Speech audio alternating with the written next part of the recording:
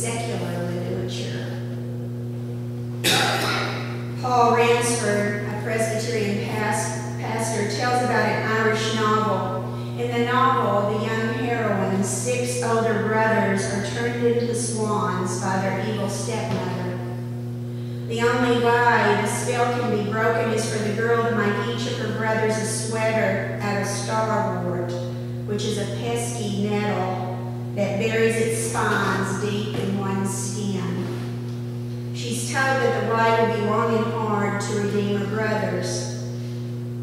Furthermore, she has to gather this plant herself and spin it into thread by hand. She herself is not allowed to speak out loud until she can redeem her brothers.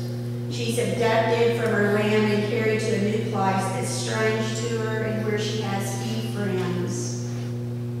The girl cannot speak aloud until she finishes her task, but she keeps on with the task, even as her hands become disfigured and gnarly. Out of this experience, she becomes a stronger person.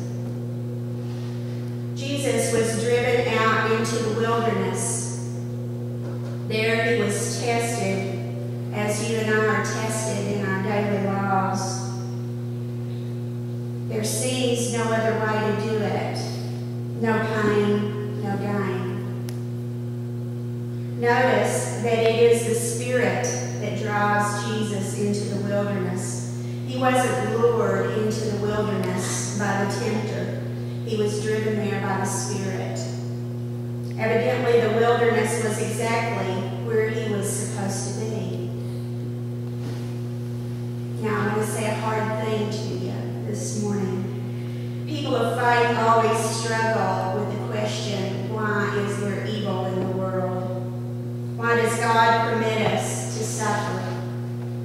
Our stock answer is that God doesn't cause our suffering, but God can use our suffering to make us into the image of his Son. I subscribe to that theological viewpoint. I believe it's entirely consistent with the teachings of Jesus. God sends his rain on the just and on the unjust. That from Matthew 5:45. God does not pick out individual people and say to them, I'm going to cause you unimaginable suffering in order to make you a better person. That doesn't happen. But if you are in pain this day, I do not believe God caused it. God does not work that way. I can't make it any plainer than that. Now, God does, however, create the world in which we live that contains suffering. That's very much a part of our environment. That says to me that suffering has its place in God's overall plan. Some hardship, some adversity seems to be necessary for spiritual growth. Of course, people respond to their wilderness experiences in different ways. Many years ago, there was an episode on a television show, Ally McBeal. The program opened with Ally slowly making her way home after some Christmas shopping. She spies a man standing in a cemetery looking down through tears at a new gravestone. Ally gently asks if there is anything that she can do.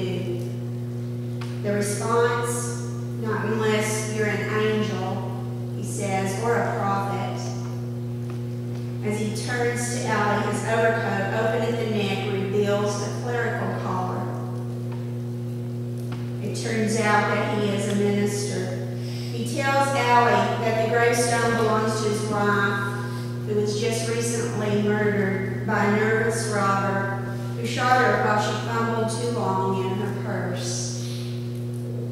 He also notes that he has just lost his job. His congregation's administrative board fired him. Why? They say because I can no longer do my job. Allie asked. Why do they say that you can no longer do your job? Because, says the man with the collar, I don't believe in God anymore. It was only a fictional drama, but it can be true to life. I know you've probably known people who have said similar things in really tough circumstances. Life in the wilderness is not easy. It's filled with tests and temptations. People respond to these tests and temptations in different ways. Some give up their faith. Some sell their souls for bread. Some bow to Satan and settle for a life of material comfort while remaining spiritually poor. Each of us has a choice in how we will respond to life. I read a powerful story recently.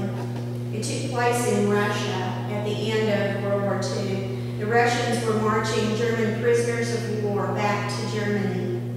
Ordinarily, Russian people lined the streets by the thousands to see that spectacle, and this guy was no different from the others. Remember that no nation suffered more casualties during World War II than Soviet Russia. Conservative estimates are that 40 million Russians died as a result of the war. One could not possibly imagine the feelings of these ordinary Russian people as German soldiers were marched in front of them. A chorus of hatred, heckles, and jeers permeated the scene. First came the German officers, relatively well-fed, in their uniforms, marching in step, able to keep a semblance of dignity and respect. The Russian people had no problem sustaining their hatred of them.